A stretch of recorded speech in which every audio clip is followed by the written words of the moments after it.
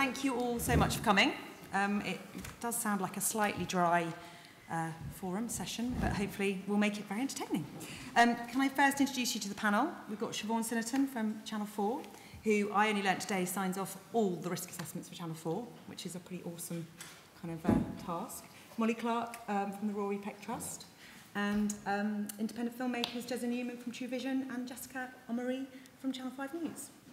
So we'd like to try and get as much dialogue in the session as possible because it can be a little bit dry. So please do interject and ask questions, stop us, pick us up on things. If you want to ask a specific question, feel free to do that. Very welcome, okay? So first things first, what is a risk assessment? Siobhan, do you want to tell me what kind of areas it covers?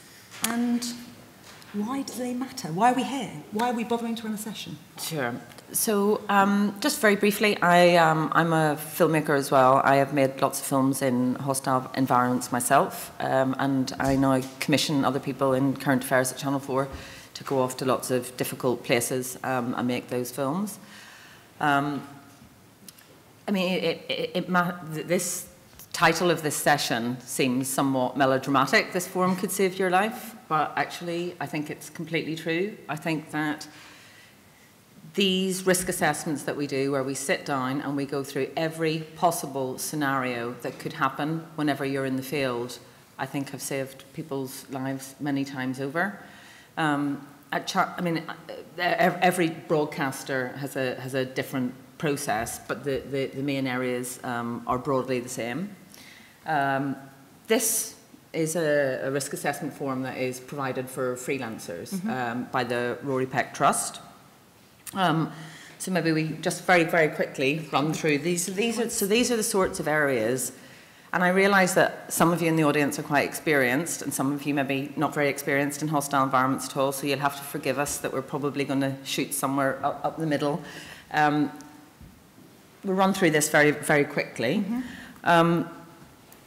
Your schedule, your travel plan. When are you going to go on your trip? This can be absolutely key. Don't rush into going away into a hostile environment. You need to plan, you need to take your time. Certain times of the year, big no-nos in certain places, you must find that out. Are you going somewhere in the middle of the monsoon? Are you going in Ramadan when nobody's going to want to have a chat with you? Are you going when there's big elections coming up in a country and things are going to be more dangerous? So the timing of your visit, I think, is really important. This is such a huge section here. Location, country knowledge, and profile. What do I know about where I'm going? I mean, that's obviously one of the absolute key things. You cannot do enough research, obviously, about where you're going. In the Channel 4 forum, we have a whole section, the experience of other journalists, where we want to know at least half a dozen people that have operated there very recently as well, not 2 years ago, not a year ago, in the last couple of months that you have spoken to, that you've downloaded their experience so they can say, this part of town's not so safe, this hotel I wouldn't bother with, this really minute detail about the place that you're going. Local fixer or journalist, this is also an absolutely key section. Who are you relying on the ground? That's one of the things that I obviously want to know as a commissioner whenever I'm sending a team anywhere. This person is the key to your safety. You need to get proper references for that person and cross-source them, talk to as many people as possible about, who have worked with them recently. What are their strengths? What are their weaknesses? Because that person will be absolutely key. And whenever you're considering who your local fixer or journalist is, obviously one of the most important things is that you're not going to leave the country and leave them in trouble. They have to be able to do the job and still live in the country. You need to really think about what the impact is going to be on that person. Sorry, I'm racing through this because we've got a lot to get through. Do you want me to stop and chat about it or keep going? No, keep going. I think it's good. Boring, boring. Passport, visas, accreditation. Yes, very, very dull, and probably the number one reason why shoots get delayed. You need to decide what visa you're going on. Obviously, in an ideal world, you're going on if you're on a filmmakers, or a documentary makers, or a journalist visa. But many stories, clearly, you won't be able to do that. So you might be going on a tourist visa. If you're going if you're applying for a journalist or a working visa, clearly that can take 3 months, 4 months, 5 months. So that is one of the biggest issues, and you really need to think about having the proper. I mean, there's lots of places you just cannot possibly work without the right accreditation, and sometimes endless letters from people right up a chain, whether it's local governors or whatever. You need to know all of that information. Cover story, so people can really, if you're going somewhere undercover with a cover story, you really need to make sure that it's convincing, and that you're not going to come unstuck with it. Speaking from bitter experience, I've come unstuck quite a few times with cover stories that didn't quite hold water, not least going to West Papua as a missionary. And not having much religious education, suddenly finding myself in the cockpit of a plane with a missionary Christian pilot who wanted to talk about scripture, and I was at a bit of loss for words. What did that really? What that taught you about cover stories? What do you ask now when people go? You need to know a lot about the subject that you're bluffing. I mean, you really I really should keep your bluff subjects. I should have learned a few songs maybe, or I don't know. People will, you think, oh, I just need to think up a good cover story, and then that'll be it. But actually, if you get stuck in a corner, it really does need to, it needs to pan out. Okay. I've actually done lots of silly things with cover stories, but you have to prepare. I mean, it's with all of this, I think you have to prepare for what seems like the most unlikely scenario. So another cover story, my colleague and I were posing as teachers in Zimbabwe, and we had got a really elaborate cover story down. We knew exactly where we'd met, we knew what school we taught in, made-up school, what subjects we did, everything. And we were going looking at lions or something as part of our cover story, and we found ourselves in a little jeep with 2 people who said, "Oh, where are you from? Or what do you do?" We said, "Oh, we're teachers." And they went, "Oh, so are we. Where do you teach?" "North London." "Oh, so do we." You really have to think through with cover stories all the different permutations. Yeah, I mean, picking up on that, when I went to Zimbabwe several years after Siobhan, in fact, Siobhan was one of the people that gave me advice on when I went out there, when I filled out my form and had to speak to 6 journalists. And I have an Australian passport, and so the British were, Mugabe does not care for us particularly, and at that time there was heightened tensions on that level. So the Australian passport was the one to use. But it wasn't just a matter of flying in there on an Australian passport. I needed to have a fully embedded cover story. And so it went as far as I have a friend who had emigrated to Australia who has a house with a little pool shack. That became my address. They sent me newspapers the day before I flew, so I had Australian newspapers in my luggage. I had Australian product because I went to Australia House and bought it. And I had to really swat up on what was cool in Australia at that time. I had to work on the accent and get as much twang in as much as I could, and then I could go there as an Australian. And it was so much better then. But you had to really, you then had to hold that through the whole way. So I was there as a single guy, and I'm married with children. I was there as a single guy on this cover story, living in Australia, motorbiking. And then suddenly you land in these situations that you're not expecting, and you come undone when you least expect it. So I was at a barbie, and I was the one who was having to cook. And then suddenly there was an Australian guy there from Adelaide, where I say I'm from, and I have to totally blag my way through it. And so those are the things. I think it's the curveballs, as Siobhan says, that you really need to think through, and you also need to think through at what stage are you going to start this cover story. There's no point starting it as you get on the plane because it's too late by then, you know. And so that's something that you really want to think about.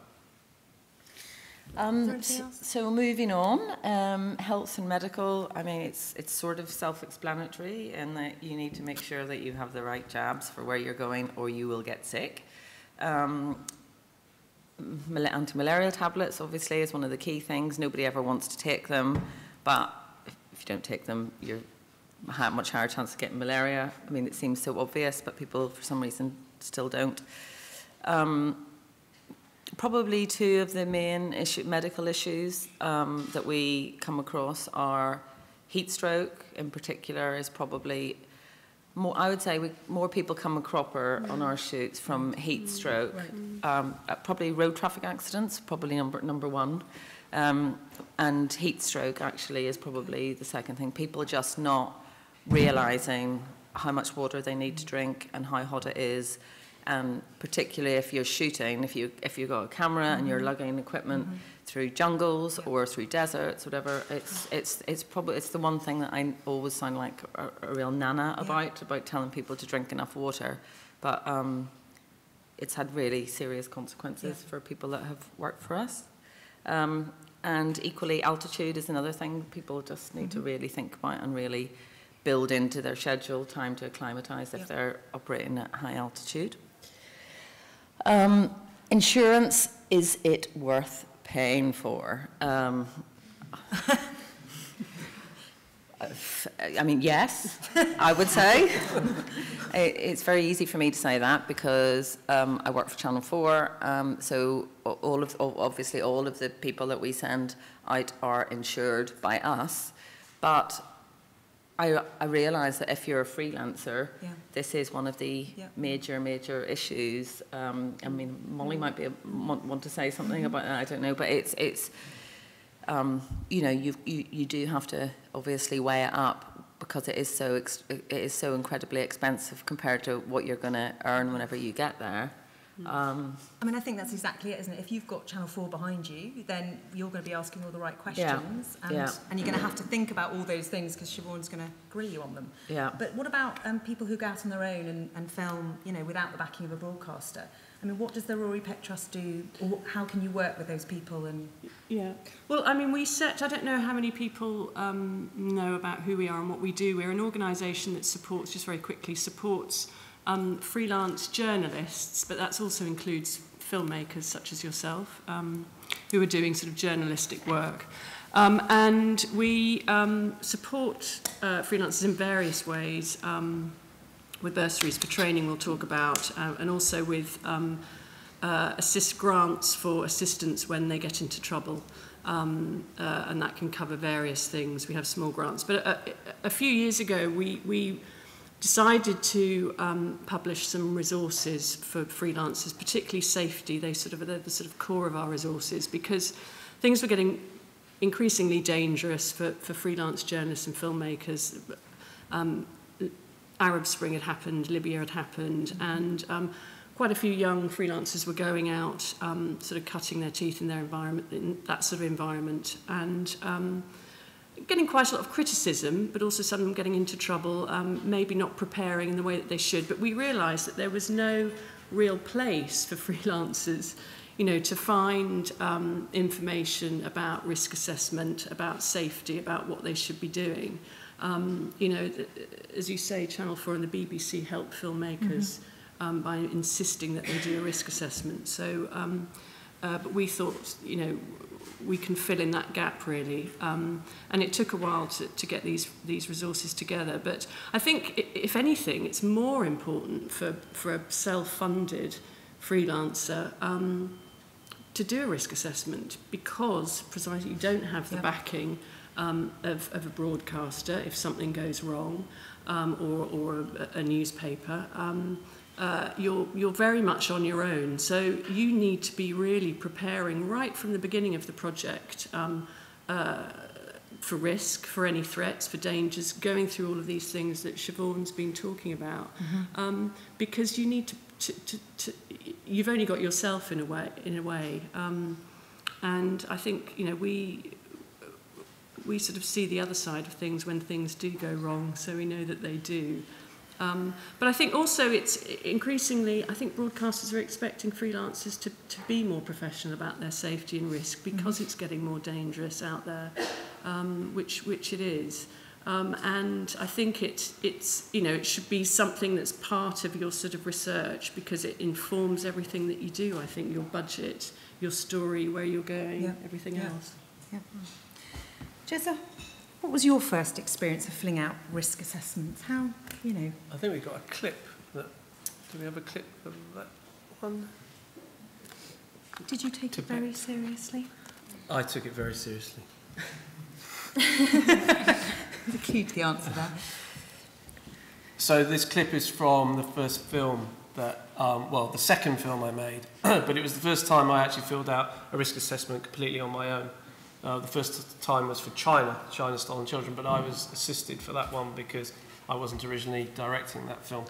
But when it came to Undercover in Tibet, I had to fill out a risk assessment form, and I sat there writing about this hypothetical town called Lhasa and this hypothetical restaurant where I was hypothetically going to meet this hypothetical monk and we were hypothetically going to talk about something. And I thought, really? Why am I writing all this stuff? And it felt like a complete waste of time to me. I thought, this is crazy. You know, I have no idea really what I'm writing about, but it's what I've got to do. Those are the rules. So I did it. And I filled out all the form and I filled out about the restaurant, and the questions were, at the time, obviously, this is what I was thinking, you know, really, okay, I don't know this restaurant, but yes, well, maybe if we're caught, we're going to do this, or if we're caught, we're going to do that. And then the questions get, you know, you hand the form and then it gets passed back to you by the channel, and the channel says, yes, but in those circumstances, you'd finished filming with the person. What happens if you haven't finished filming with the person and they turn up, etc., etc.? So you're given a multitude of questions about, if you have rushes that might put your contributor at risk, what do you do, vis-a-vis if you haven't filmed anything yet, vis-a-vis if you've actually left the location, if you've left the country, and you have to think through all these things and write about them. And at that point in time before I travelled, I really did at times think, wow, you know, 58 pages of hypotheticalness. Did you think it was a waste of time? At the time, did I think it was a waste of time? I don't think it's fair to say I thought it was a complete waste of time. No, because I'd obviously been to China, so there's no way I thought this was a waste of time. I just didn't understand why I needed to do it in such detail and go over it in so many different ways. So I guess it was I understood the logic, because I'm a logical person, so I understood the logic of why you might have to think about these things, but I didn't fully appreciate at that time why the detail mattered so much. But if we run this clip, I'll then give you the flip side. So we're in Lhasa. We're towards the end of 3 tours of duty to Tibet. We're interviewing a student in a hotel room. We'd gone through our risk assessment. We had assessed this to be the safest location. It had 2 exits out. It had a restaurant on location. We're interviewing this student, and there's a knock on the door. And 2 guys turn up and say, oh, we're here to mend your broken toilet. And we go, our broken toilet. We don't have a broken toilet. And we shut the door. And they knock again. And they say, we're here, we've been sent by the management to fix your broken toilet. So I go, okay, well, give us 2 minutes. We'll just let you in a sec. Let us get ourselves sorted. We shut the door. At that point, the Tibetan who was with us, a student, recognised one of the people. By that point, there were about 5 people outside the door. And I'm speaking quickly because I need to get through the story fast, so I don't hold you too long. There's a guy in a hat who he thinks he recognises as secret police. He thinks he's seen him before around Lhasa. So we decide we need to leave. So we are there with myself, the Tibetan we're interviewing, Tash, who you saw in the clip, who's Tibetan, the Tibetan we're interviewing, and we had a Chinese person assisting us at the time.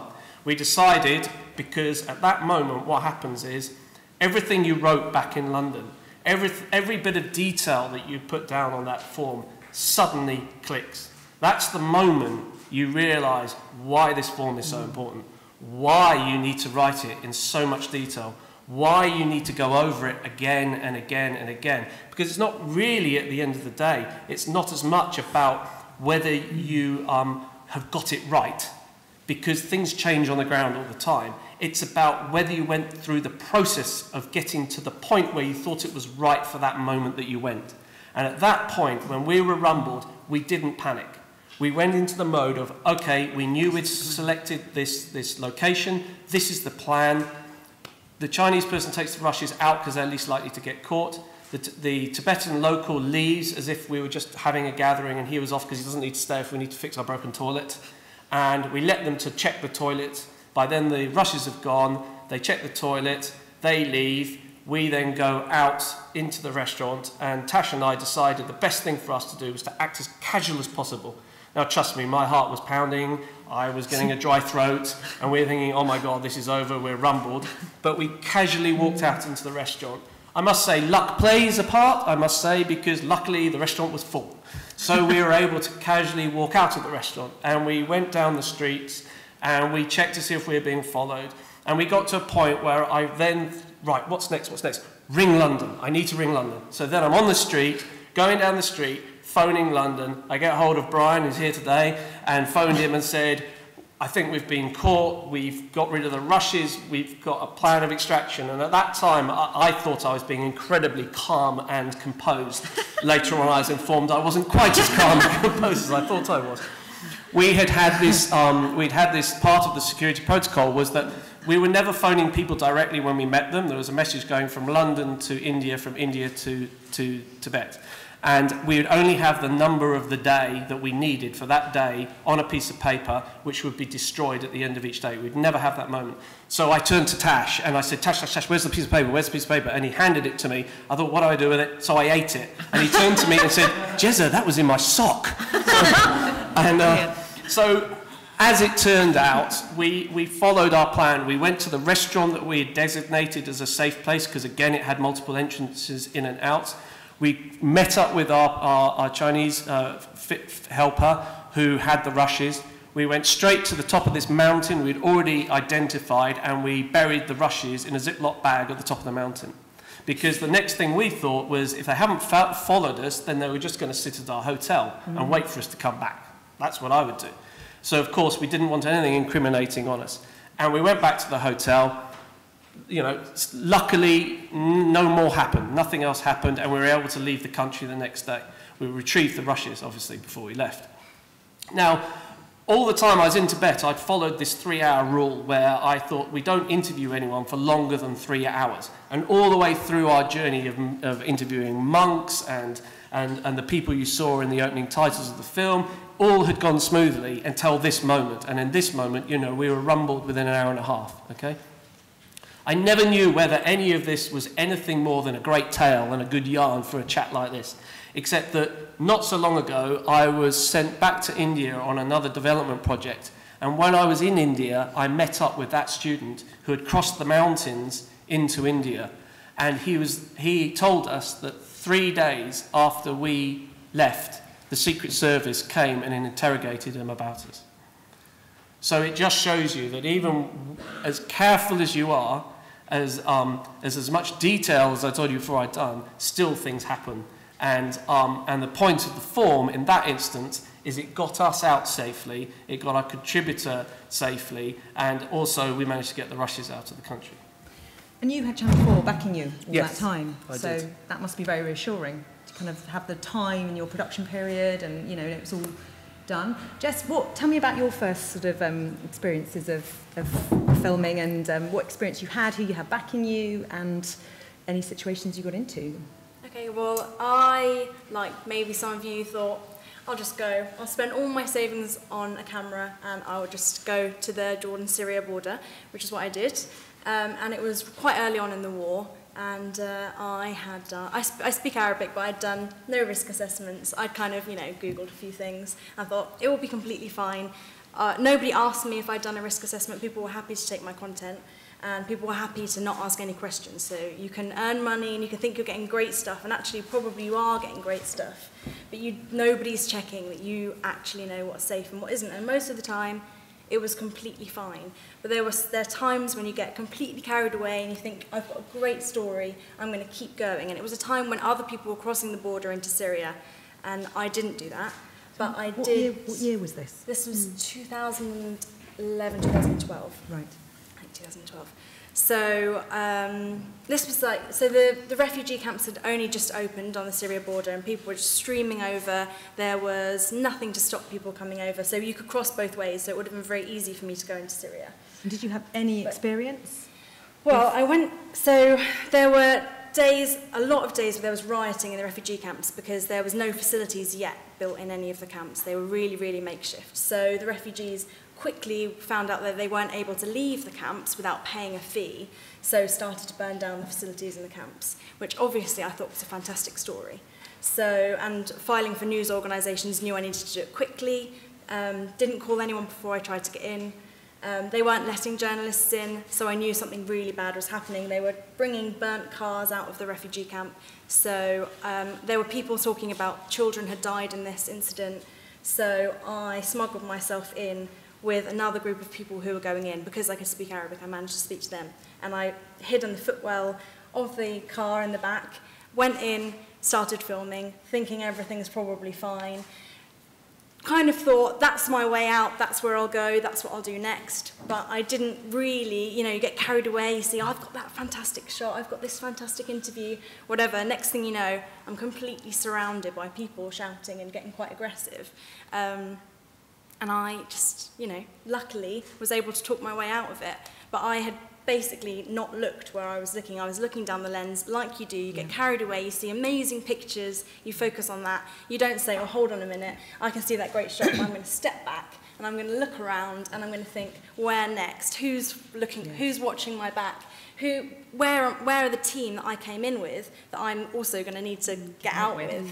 And you just don't think about any of that stuff. And actually, when you provide that content, nobody says, how did you get it? Were you safe? They just pay for it. But so what would you now say to your inexperienced self back then? If you saw a carbon copy of yourself, what would you say to that young Jess? Like, don't be completely mental. I now am a staffer at ITN. I've had all sorts of training. I've been back to lots of hostile environments. I've been in dodgy situations, but I've known what to do, and I've had a team. And I would just say, you know, do your risk assessment. Don't get carried away with the story, because that's the easiest thing. You think, this is great. I don't want to lose this. I want to get the best story possible. Of course, we all do. We're there to tell people's stories, and also you're moved by the people around you. So you want to tell their story, but you can just get carried away, and just when you've got enough stuff, stop. Yeah. You need to have a plan of how long am I going to go in for? When am I going to leave? Who knows where I am? Who's watching my back while I'm filming if you're on your own? I was on my own. And also just, okay, you've got enough stuff. You're not going to use all of those rushes. Leave. Mm-hmm. That's what I would say now. I mean, I think it's a really interesting point, isn't it, about getting footage on the ground that has taken incredible risk to get. And I know it's happened to a lot of us that you get offered a project and you just think, you know that it's really hard to make that project safely. Yeah. But then it comes back to you made, or the footage comes back to you and somebody's gone and got it. How does it work with, you know, footage that comes to your door? If you've said no to a commission thinking, you know, that's too risky, and then someone comes back with footage which... So there's two different things, clearly, and I do long form rather than news. And it's obviously it's a huge debate in newsrooms and online as well, you know, what people take and what people don't. So I can only speak for what long form on Channel 4. So if somebody has pitched you an idea and you have turned it down on the basis that it is too dangerous, and they go away and make it anyway and come back and go, we can't use it.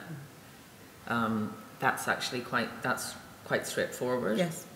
It's just you can't set that. I mean, otherwise, what does it mean? What is it? It's meaningless. I think what's more challenging is whenever somebody out of the blue brings you material that you haven't, don't know anything about the filming of, and presents you with incredible material that has been very, you can tell by the making of, by the material that the making of it has been very high risk, but the stuff is absolutely incredible. And in that situation, I think there's really competing priorities about the need to tell the story, and in that I would take the material. If the material was strong enough, I would take the material.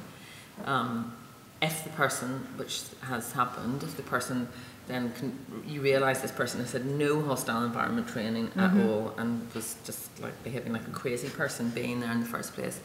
If you want that person then to continue to work for you because you see that they've got raw talent there, then you have to get them. Then you have to send them on a hostile environment training course. That's their sort of. It's not completely straightforward, but. No.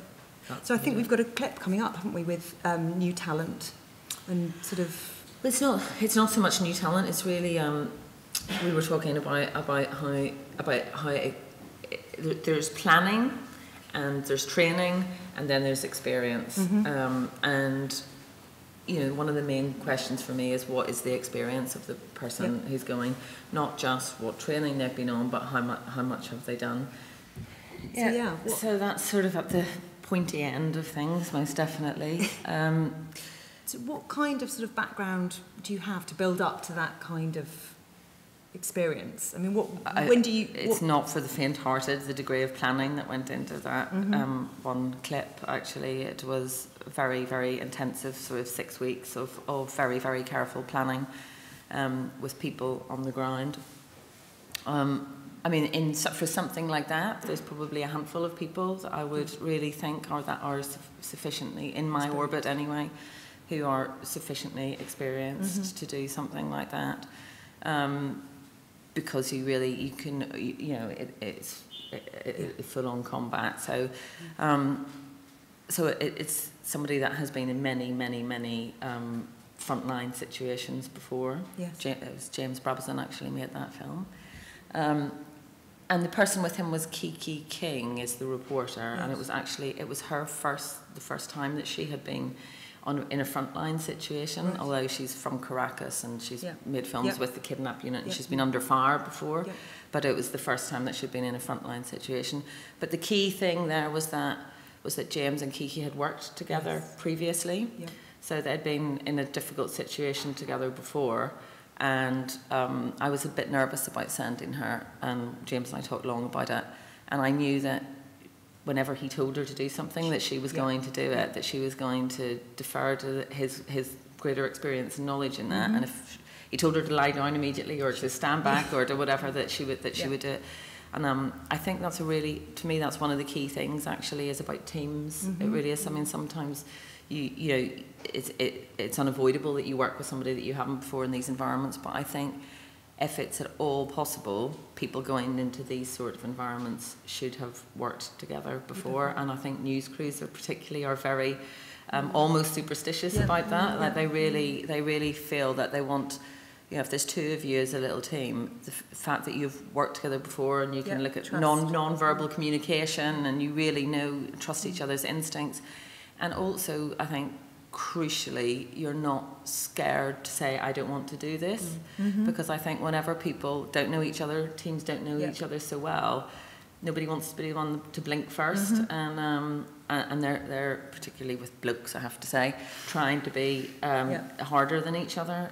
So people that know each other really well are not afraid to say, I don't think we should do this, or I think it's time to leave.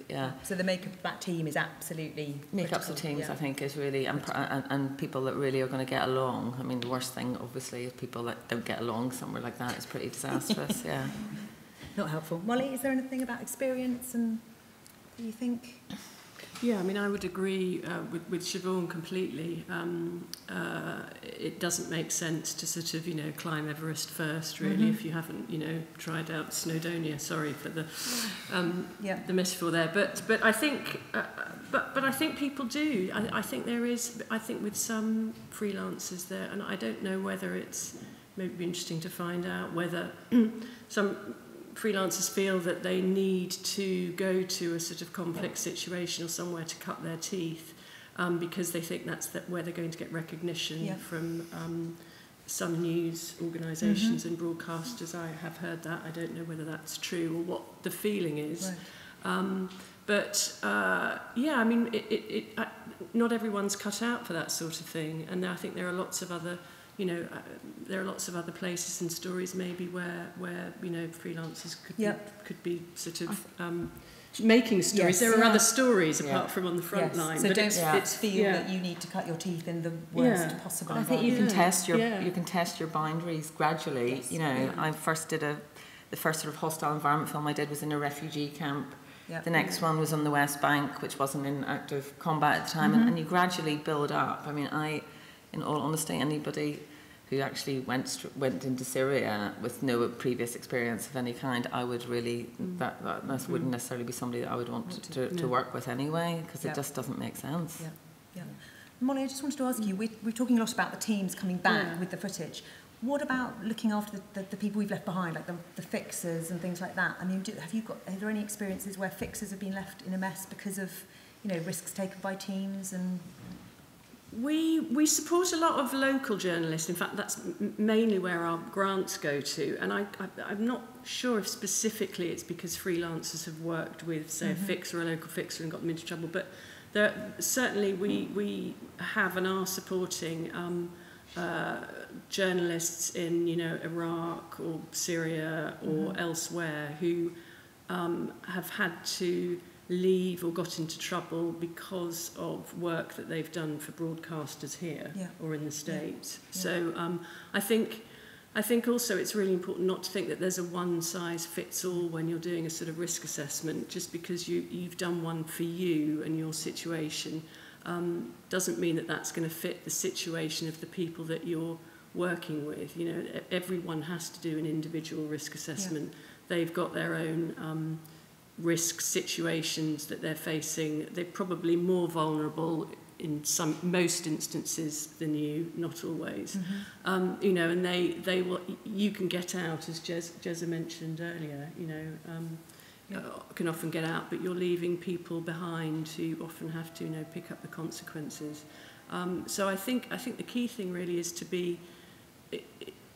to know who you're working with and then have very good communication with them about, would you agree, about what you're doing, what the implications of what they're doing, what they're getting themselves in for, and for them maybe to do their own risk too, because I think that draws back on cover story as well. So when you're thinking about your fixer and who you might be dealing with locally, and anyone who leaves this country to film elsewhere will involve people from that local country. And your cover story plays a big part in that, because your cover story might be good for you, but is it good for them? So that's another thing you need to think about when you're thinking up why you're there. And then equally, you might not feel you need a cover story for the reasons why you're there, however do they. So therefore, do you need to have one to protect them later on down the road? And again, it's not something that you can really think about at the end. You've got to think about it before you go. So obviously training comes up a lot, but how prepared, I suppose, is the question. And I guess for young people who are making their own films or starting out, it's costly, and how much should I do? Can I ask the audience for a show of hands as to who's actually done some health and safety training or hostile environment training or safety training for location filming? Okay. Can I ask how many of you have been to hostile environments without it? Too bad. I mean, what's Channel 4's position on this? What's the sort of do filmmakers have to fund their own training? What's available? Is it, if someone comes to you with a great idea? Yeah. Do Channel 4 then build that into the budget? Is there a budget for training? Well, this sort of goes back to the debate between training and experience. Yeah.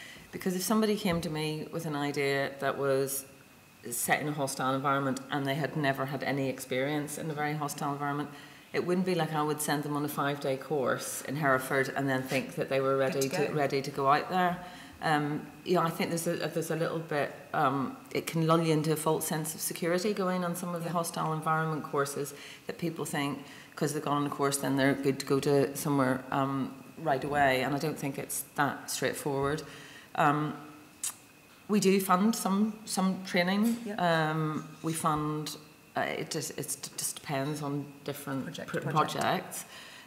We also do make donations to the Rory Peck Trust, actually, which gives bursaries for training, and Channel 4 sets aside, has earmarked money for that, for specifically for freelancers to be trained.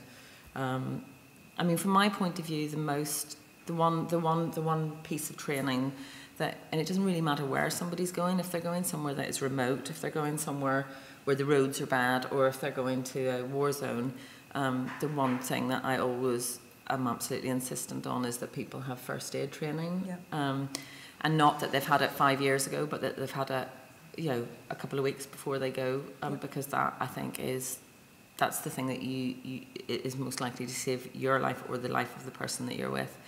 And you forget it really quickly, and it's really essential to have medical training. I also am quite a big fan of bespoke hostile environment training rather than a one-size-fits-all 5-day. And I know a lot of production companies, certainly bigger production companies who work with freelancers, actually find it much better to do a bespoke 3-day. If somebody's going to Afghanistan, the risks are completely different to if they're going to Nigeria, or if it's a woman going to Latin America, it's completely different. So I think quite bespoke training is much better than a one-size-fits-all. But obviously that's luxury that a lot of freelancers can't pay for a 3-day bespoke hostile environment course whenever they're going out there. Sure.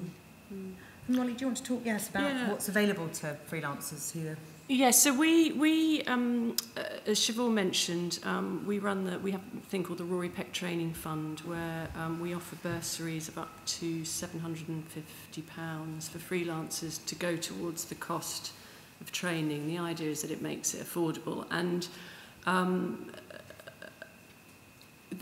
we have sort of 5 course providers, and within those, I mean, Siobhan's right, there does tend to be at the moment, particularly in the UK, I think the US is a bit more advanced in this way, but for freelancers, but at the moment there really is only the sort of 5-day hostile environment training, or some of it is sort of 3-day with a sort of 3-day with a 2-day online component. I mean, we would certainly, the feedback that we've got from most freelancers is it's very worthwhile. There's the first aid within it is very worthwhile. It teaches freelancers, you know, how to think on the ground. It puts you into some practical situations. I think the drawback can be that perhaps you might be joining a course that's for a corporate client, so it might not be tailored to journalists. But I would, if anyone was thinking of applying for one of our bursaries or going on safety training, is to actually research within those different companies what sort of courses they've got coming up, because sometimes you might be able to go on one where they've got a group of journalists. Sometimes they might offer them special ones for freelancers with discounts. It depends what, you know, you might be able to make up the numbers on a course that's a bit more journalist focused rather than corporate focused. And I think also some of them do offer slightly different sort of curriculums within their package. You know, they might not be too much on kidnap or whatever. So it's worth doing some research. And for anyone who's sort of based in the US, actually, Global Journalist Security do more tailored, bespoke packages of training, and we do offer bursaries for that training too. So I think, I mean, there's a bit of a debate at the moment actually about safety training, and I think with freelancers particularly, it's sort of in the air, and people are looking into the training and whether there should be a specific sort of module, or whether there should be different types available. So I think it's something that is being sort of looked at the moment. I think it should be, actually.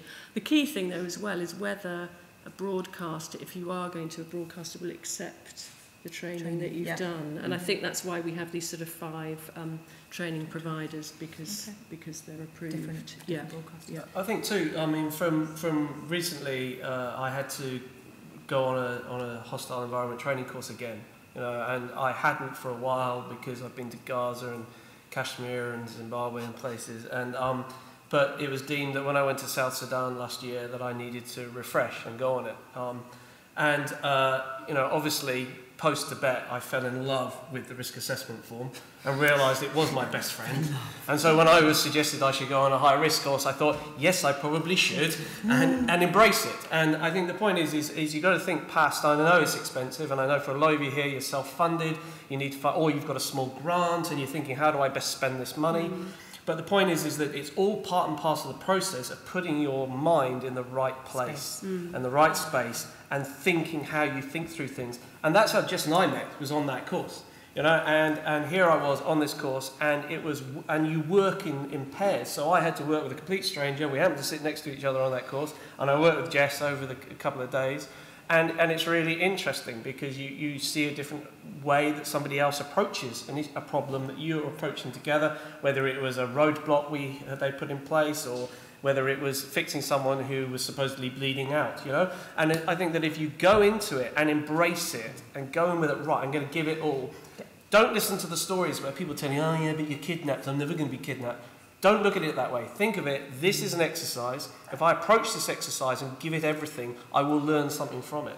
And you really will. And I've found that, you know, when we're on the course. I don't know about Jess, but... What training have you done? What did you, after your experience, what did you Well, go yeah, into? I mean, I've had HEFAT training, and a lot of it is experience as well. But it's not just for you, it's for if you're going out with somebody else, or if you join an organisation, nobody's going to want to go with you if you don't have first aid training, because ultimately, if they've had HEFAT training, then they've had first aid training, then they can save your life, but you can't save their life. And if you don't know how to, you know, tourniquet their wound or what a bone and chest seal is, then you're not going to be able to save your colleague's life, and they're not going to want to go with you, no matter how experienced you are in hostile environments. Because I then had gone on to this HEFAT course with a reasonable amount of experience in hostile environments, but not first aid training, and I'd been on my own. But then once I'd had that training, you know, now my colleagues know that if something happens to us, and we are, like Siobhan said, a news team that often go out in the same team, so they also know me very well, but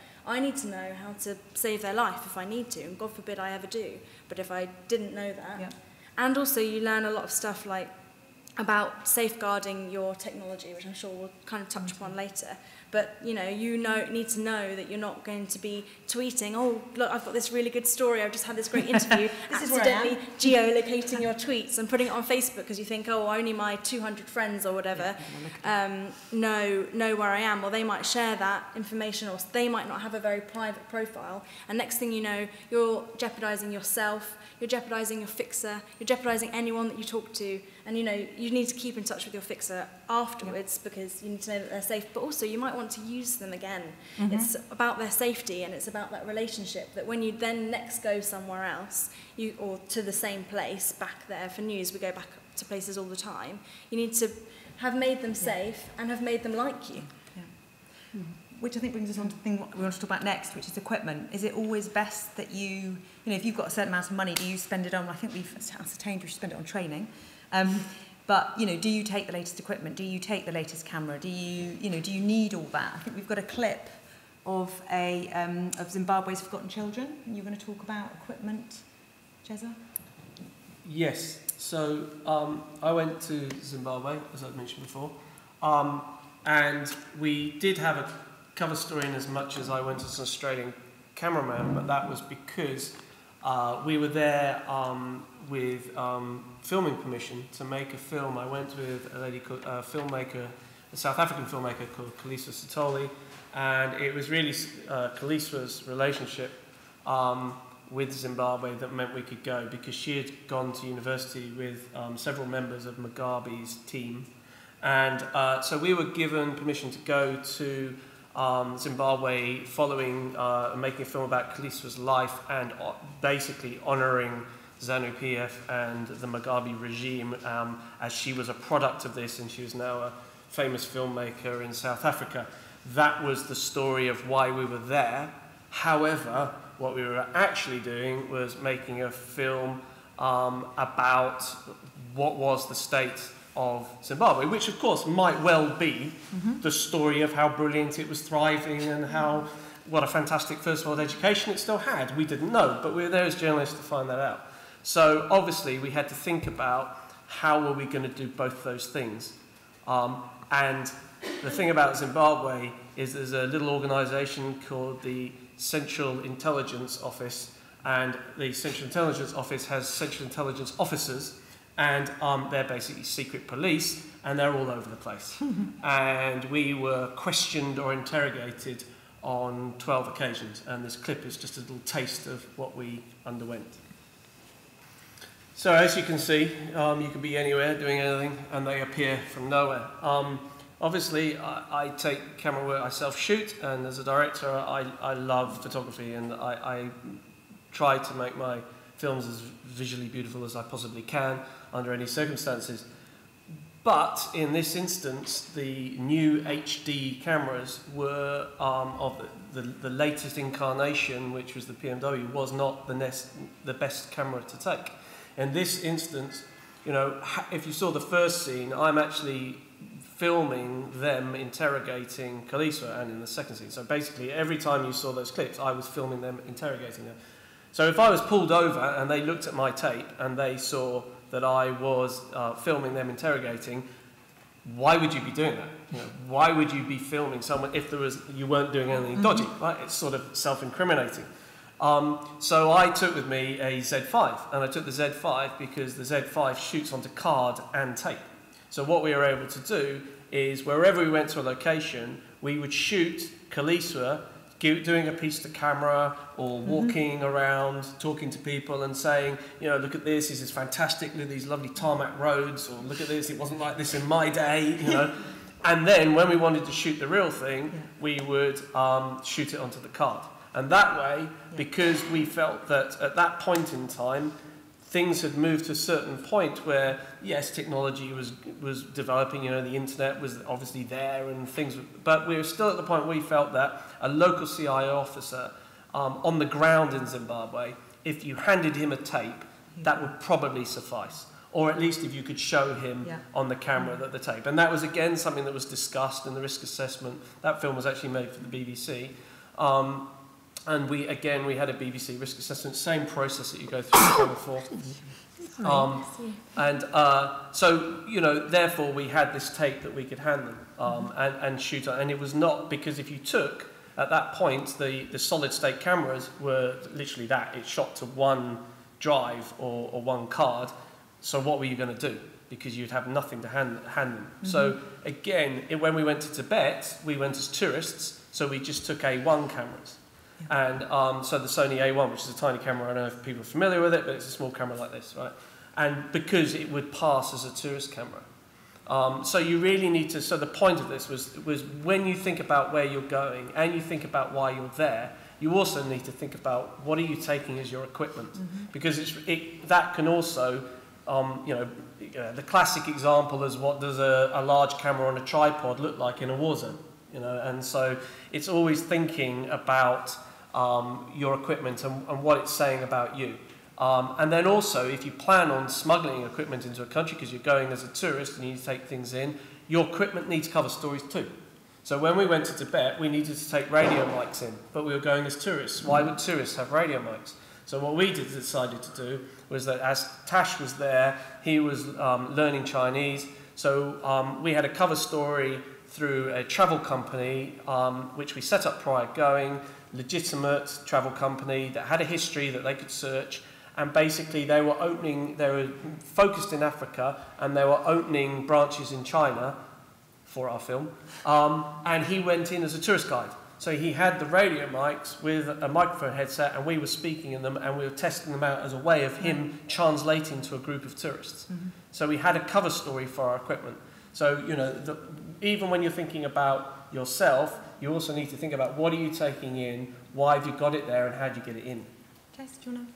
Yeah, I mean, it's the same with so in October, we went to the border of Kobani while it was under siege, and we were about 10 kilometres away, and we knew that we'd had several things of intelligence to say that people were being, or they were IS members were looking for people to take hostage and take back over the border. Right. And the decision was made at that time, you're definitely not going to cross the border because we don't want you to. We want the story on the border, so we don't want you to take flak jackets or helmets. So we didn't take protective equipment.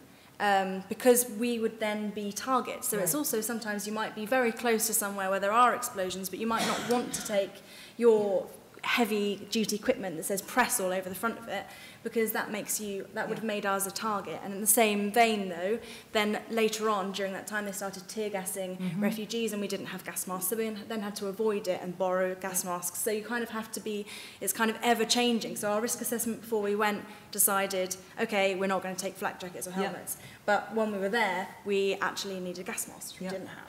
And also the same with, you know, taking things in that you might decide you want technology but it's illegal to take it in that country. Satellites are illegal in lots of places, and probably one of the first things you'll do is hire a sat phone, or for news organisations we need to broadcast live from wherever we are, even if it is dodgy. So there's been several occasions where me and my team have smuggled satellites into Lebanon, for example. Well, you can do that, but you have to remember that cost, if that gets taken away from you, you have to have that cost in your risk assessment, so you might lose all those thousands of pounds. Permanently fluid sort of assessment, really, of or what is often a changing situation as well. Yeah, and you have to be prepared that your risk assessment isn't just what you've written before you go, that you're going to call in, and if you say, have you fed my cat, they know you've been taken hostage. You know, it's not just that, it's like the next day, you know, what's changing, where have you moved, what situation is there now on the ground, what are the security people telling you, etc., etc.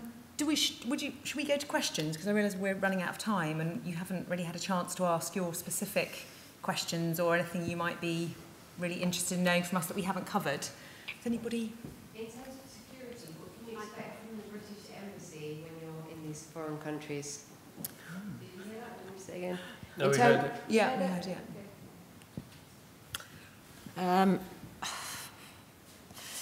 It really depends. It depends on lots of different factors. It depends, it's a really fuzzy answer, but it's true. It depends country to country.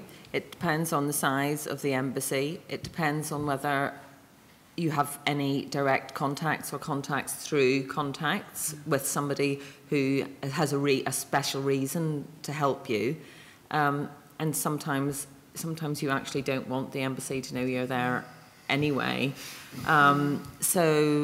Yeah, I mean, we always would say to people that the first call you should make actually should be to somebody back here, which goes to the whole, I don't know if we're going to come on to that, but the whole notion of making sure that you're in constant communication with somebody here who knows where you are, and that you've left behind with somebody a phone tree of what to do if things go tits up. Like, what are you going to do? Who should your friend, your partner, your mum, whoever it is, who should they call if you phone and say, I'm in real trouble here?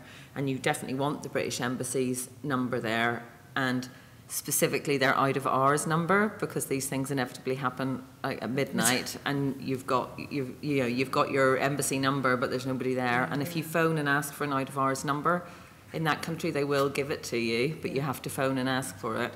So you need a list of people to call. And sometimes the embassy have been really, really helpful in lots of different ways, actually. I mean, it sort of comes back to a comms plan, doesn't it, which we haven't touched on. Yeah. Actually, your comms plan of checking, where, you know, depending on where you are, checking in each day at a certain time, and if that call isn't received by a certain time, there's a plan of action. You know, and that comms plan is really important. It's essential. I mean, it's just essential that you are checking in with somebody. I mean, sometimes we do it twice a day. Sometimes it's once a day, but I think everybody, under whatever circumstances, should be checking in with somebody back at base or back at home, letting them know that they're okay, and if possible, and if it's safe to do so, what their movements are and what their plans are. But then that's opens up another whole can of worms about comms, because sometimes you don't know whether people are listening or reading what you're writing, and there are. I mean, we can go into that in more detail if people are interested, but there are ways to communicate safely as well. Yeah. And I think from a sort of self-funded freelance point of view, that is so essential and something that's really often not thought about, because, you know, we've seen situations where freelancers do go missing, and often it's it's what you can do straight away, isn't it, Siobhan, that it's crucial in you know, helping somebody.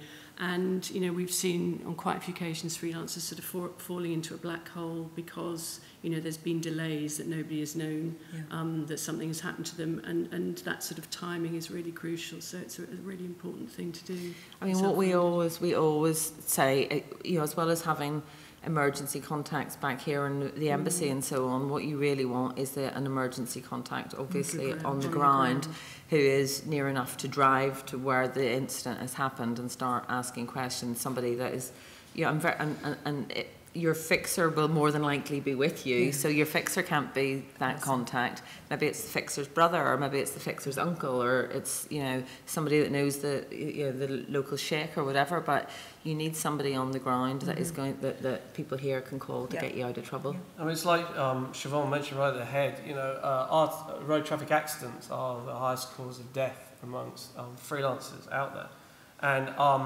and so therefore think about your journeys too. Yeah. Because, you know, in a lot of countries, you know, wherever there's a dodgy road network, there's clearly going to be dodgy emergency services, because they won't be able to get there so fast because the roads won't be great. So logging in before you leave and having a login on arrival. And these are things you can do. You can do this with a family friend, you can do this with a buddy, you can do it with, you know, anybody. So so again, those are the points. Think about the points of highest risk if you don't want to be doing it all the time. But just think about if there is a key journey that's going to take you along this very dangerous, you know, this road that you know. For example, I was in South Sudan and northern Uganda. South Sudan's got a civil war that was running while I was there. However, probably the most dangerous journey for me was from South Sudan into northern Uganda, because it took one of the most dangerous roads is from Juba down to the border.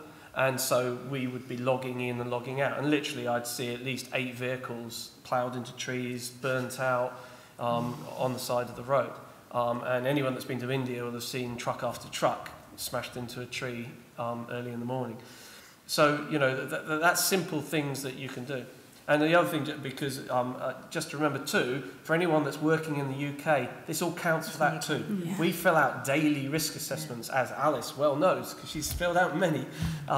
It's something we do every single day in the UK as well, is fill out a risk assessment for what we're filming. So, you know, this isn't just about being in some dangerous zone. Yeah. You could just be making a music video in Madrid. Well, think about it, because you are still at risk. I would say just very quickly as well, if you're saving all of these contacts that we're talking about on your phone, never save them under mum, dad, news desk, emergency contact. You know, mum, dad should be your actual in case of emergency contact. Because if God forbid, anything happens to any of us and we're taken, the first person they're going to call on our phone is our parents to ask for money, or our boyfriends, or our husbands or wives. So they should not be saved. Those contacts should be saved as your security person. So is there not something to be said for taking risks and, you know, being sort of courageous and sort of going somewhere and seeing, you know, what you can get out of a situation? I mean, Jessica, your story is actually quite inspiring. You know, the idea that you just get on a plane and fly to Jordan-Syria border. You know, I mean, I think, aren't those the sort of values that you should be encouraging? And just another question, following on from your point about road traffic accidents, are we in danger of sort of exaggerating the risks that are out there, in particular sort of conflation of a hostile environment in a war zone with places like Zimbabwe? Because I don't know how many foreign journalists are actually imprisoned in Zimbabwe. I imagine it's 0. The biggest risk, I suppose, is you just getting chucked out of the country and maybe losing a couple of tapes. I mean, that was my experience when I was in Zimbabwe. You know, I was quite surprised. I was expecting this sort of police state. And I got to interview loads of people, and I was on a holiday visa, never asked any questions. Maybe I was just lucky. So. Well, I mean, I'll take on Zimbabwe and take it. Basically, like I said before, sure, for us, we're lucky. We probably are going to get thrown out, and that might be the best. I mean, I have spoken to journalists who've had worse than that, who have actually been pulled in by the CIO and have been held by them for several days. It depended on when you were in Zimbabwe and what was going on at the time as to what treatment you got. But it's about the people you're leaving behind. It's about the people you spoke to. What do you know has happened to those people? And when you are speaking to people that have had their houses smashed down and destroyed, when you speak to people who have already suffered at the brutality of the police regime, then obviously you know there are risks. And what we're not saying is don't take these risks.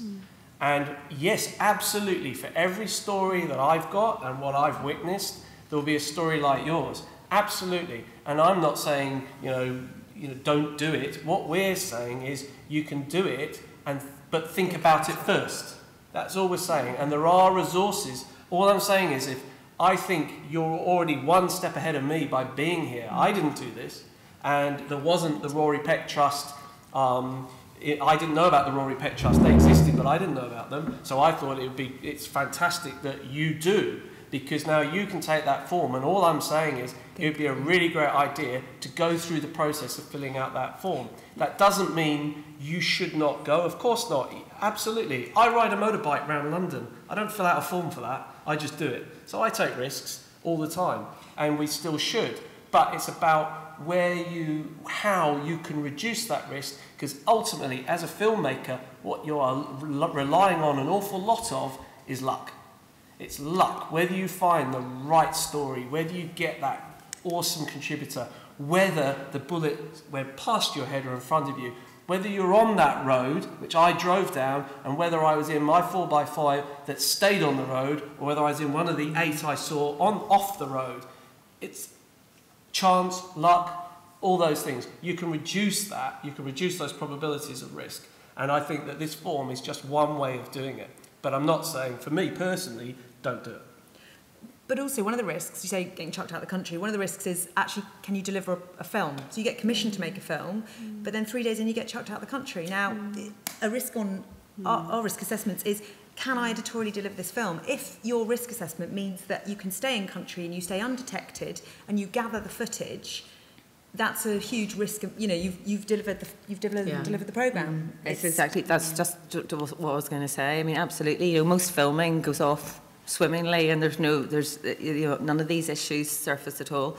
But obviously, this is about how to make a film in a high-risk environment, and that it's not about how not to get killed. I mean, hopefully that doesn't happen. It's how to actually deliver the film, because a lot of these things are annoyances and nuisances, really, more than anything. Being stopped by the police, being held for 2 days. You're absolutely right. I mean, whenever I was in Zimbabwe, the most that they were doing was holding people for 2 days in jail, for foreign journalists, holding them for a couple of days in a fairly unpleasant, I have to say, a Harare jail, and deporting them again. But you can't, but your film's gone. So it's actually, this is about how to minimise risk, to allow you to stay there as long as possible, and particularly if you're doing something undercover on a tourist visa or whatever. That's what it's about, isn't it? Because the longer you are somewhere, the more noticeable you are. So all of this process is really just designed to help you make your film and free up your brain space to be creative. Yeah, really. And I would say as well, I think that I did take risks, but it was kind of measured, so it wasn't. I didn't ever cross the border into Syria, and it was before journalists were being beheaded. It was at a time when it was really fashionable to cross the border into Syria and get commissioned all the time. And although I took certain amounts of risks being in dangerous places, I didn't go to Aleppo. And I think it's kind of, and I think if I did, like Siobhan said, she might not want to work with me in the future, because I went to Aleppo and almost got myself killed to make something. Well, I didn't almost get myself killed, I got myself in some dodgy situations, and also from that experience now, with training, but I didn't need the training for some of the situations I've talked myself out of as a staffer on sets. That experience that I had on my own, taking a risk, taught me a lot of lessons that I use every day in hostile environments that I didn't learn on HEFAT, like just how to talk yourself out of a very tricky situation. And I think also just the reason that the trust that we've put these resources together is because we want to encourage more freelancers to make more films and to do more journalism. It's not wanting them not to do things, it's enabling. They're there to enable them and you to go out and make films. That's what we want to do. We champion freelancers, and we have awards every year. So I think it has to now be part of always has been, but I think now particularly it has to just be part of everything, part of what you do and part of how you research and put together your films and decide where you want to go and why. And, you know, as you say, it's all about the film in the end. It's about the person too. Yeah. You know, we're there for the person, but also about the film. I just also would take slight issue with your conflation of courageous and risk-taking, because you said, should we not encourage people to be courageous and risk-taking? And I don't think they're necessarily the same things. I think that some of the most courageous people I know go to places and are absolutely terrified, and they go anyway. You know, they are prepared to do the job. It's not. I don't necessarily think that it's the risk taking or taking silly risks is a courageous thing to do. I think a lot of people that work safely are also very courageous.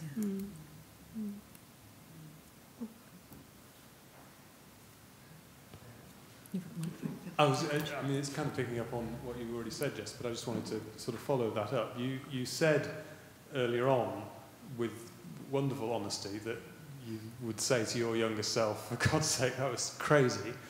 You've sort of slightly moved from that, saying, oh, well, you know, it was a good experience. I mean, the fact is that by doing what you did, you started a career which has become a very successful career.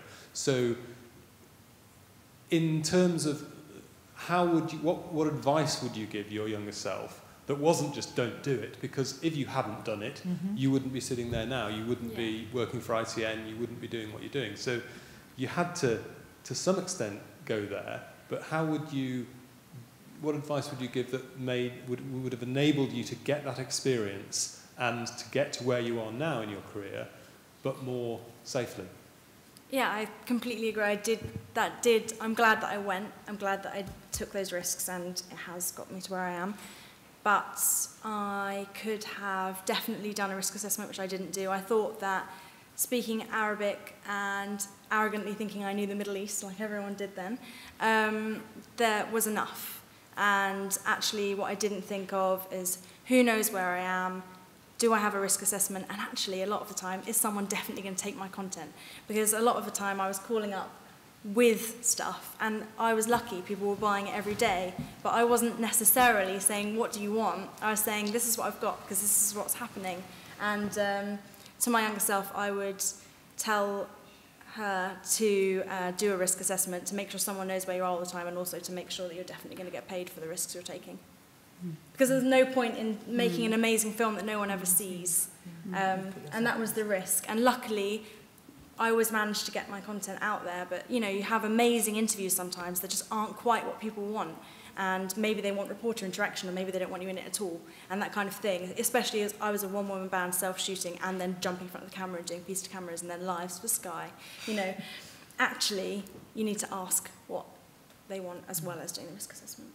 But, I mean, picking up on Jess's situation, I mean, just to break this down a little bit, you know, yes, sure, when we talk about all these forms and this, it sounds like quite complicated. It's actually quite simple.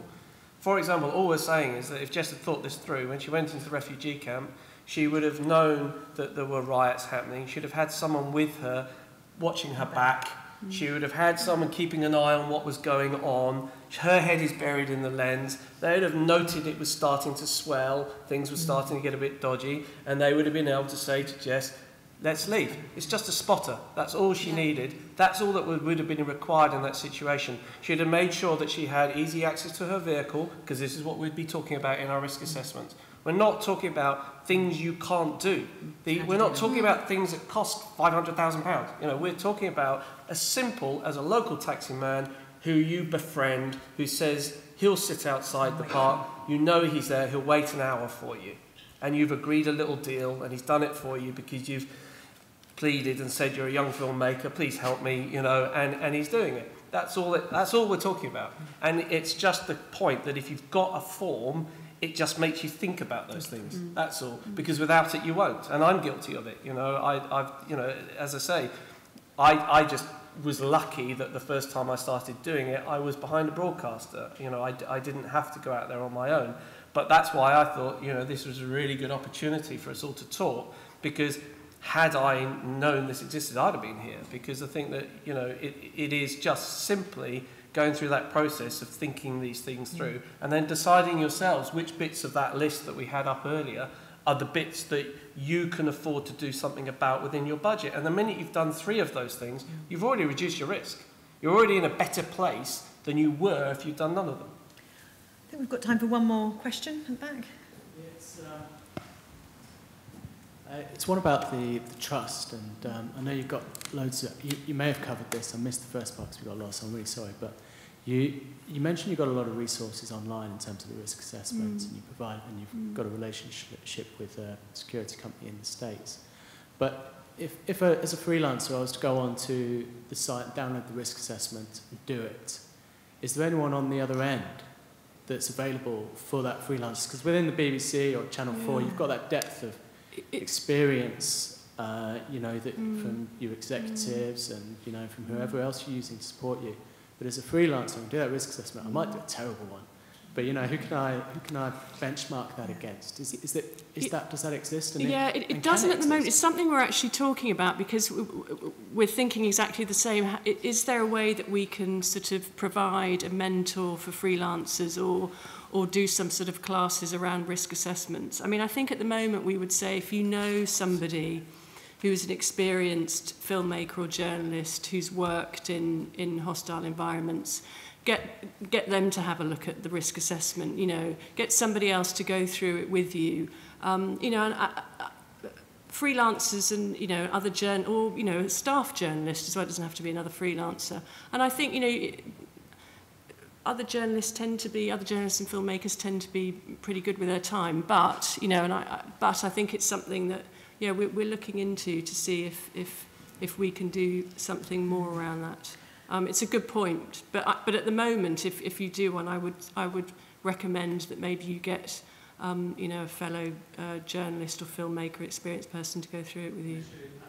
Just on top of my head, is that something that should be publicly funded, or because then you've got a whole competition question, haven't you? If you go to other journalists or other production companies.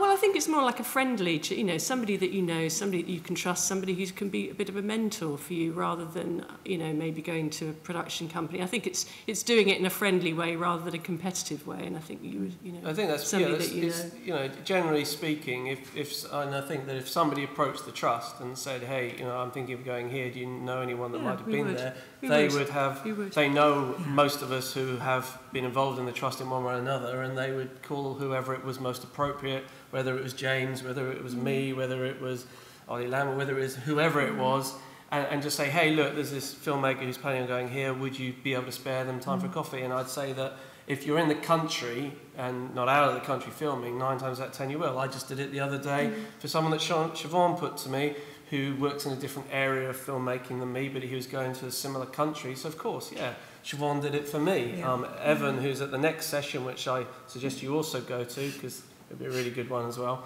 Oh, you're in it as well, aren't you? So you should definitely go to the next session. And Evan too, he talked, there isn't, and I was making a BBC film and they were working for Channel 4, so there isn't. No, when it comes down to this type of filmmaking, everyone will be prepared. When I went to Gaza, Jonathan Miller literally opened his address book to me. He couldn't have done more to support me. And this is a guy who's worked in the news for years and years and years, building up this network, and yet he gave me his best man, Khalid, without even blinking an eyelid. I think when it comes to safety, people are more generous. I mean, you don't have to give away all the details of your story, and I do think it's only the odd arsehole that doesn't want to cooperate when it comes to answer your questions about safety, generally speaking, in our experience. Yeah, I agree. I think we've got time for one more. Trying to remember what it was now. If you do everything by the book and you come back safely with a really good film, really could be a sensitive or an explosive film, how much do you have to think now about the next time you go back, especially with the internet, that people have seen this film, or the next time maybe, especially if your colleagues might be going back? Well, can you go back to Zimbabwe? I think you need to think about, it's a difficult question, that, without giving state secrets away. There's a specific law in Zimbabwe, actually, that if you have criticised the government, that you can be arrested for if you go back. So, but I would plan very carefully about who you are and who you're going to be when you make films. Yeah. And you don't necessarily have to be the same person. Yeah. So that it's about how do you keep your passport clean. So that's what you need to think about. So whether you can go back somewhere is one question. Whether you can go somewhere else after you've already been somewhere is all about your Google search. What does your name bring up? And therefore, what's your passport telling everyone about you?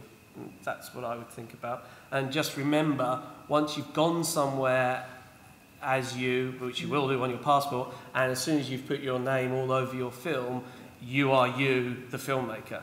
So it's too late. So you really need to think about it the first time you start doing it. Same as when you're going to start, like when we went to China, we don't have time for clips for it, but when we went to China, what we did is that at the very beginning of that project, we started by, whenever we emailed someone, we used a new email address. So we were different people to different people. And when we phoned people, we had different SIM cards to phone people. So there was no cross-contamination. So at that point, if you captured, leader of the parent group, you wouldn't then mean that they're going to get hold of the trafficker or the family who had their child stolen. So again, that's where I think the form is useful again, because it makes you think about these things, because it asks, you're forced to ask these questions, and it's too late once you're on the plane, and that's the point. Once you're on the plane with your proposal of what you're going to plan on doing and the film you're going to make, once it's in your briefcase and they pull you over at customs, it's a bit late now, they know what you're up to. So it's about thinking that through. And you have to really be aware to an extent that what films might be coming out. If there's an explosive film in Zimbabwe coming out and you're filming there, you need to definitely. And if you're working, you might be working for the same channel on a completely different film, and you need to know if there's going to be a film that's going to really annoy the government of that country coming out whilst you're there. Somebody sensible needs to tell you that, definitely, because that can be a real problem for people. Brilliant. Well, thank you all for coming, and thank you, panel, for being so insightful and interesting. Thank you.